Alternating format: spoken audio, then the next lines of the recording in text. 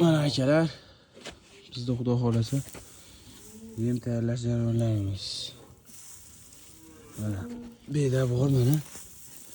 Bedamiz bu. Bedani aralashtirib, bu yozgi silos shunga aralashtirib beryapmiz. Bo'lmasa bu silos esa mollarda o'tkazib boryapti, cho'zib ketyapti.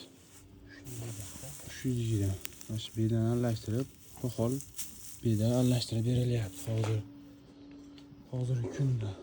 Bundan keyin otlarga bersa ham bo'lar ekan. Otlarga ham mana shu silos, beda, poxol, makka yeyapti. O'zimiz otlar.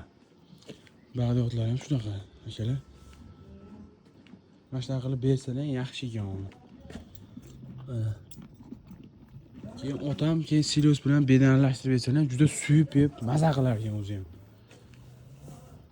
Keyin bo'zaklarda ichi ham o'tmaydi akalar. Mana shunaqa qilib bersalar qishki kunida yaxshi ekan. Bo'zaklarda ham ichi o'tmasdan yaxshi bo'lar ekan. Shunaqa qilib berishni tavsiya qilaveramiz.